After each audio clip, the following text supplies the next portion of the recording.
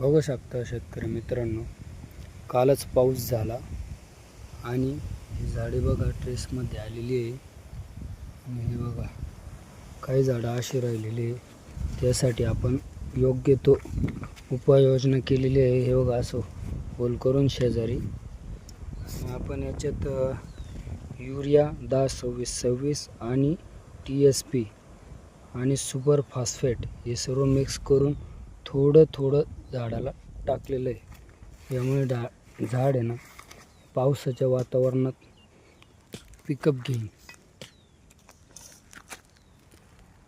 खूप उत्तम पर्याय आहे ह्यो. थोडे कष्ट आहे पण मग विद्राव्य खतापेक्षा हे योग्य आहे. हे बघू शकता तुम्ही.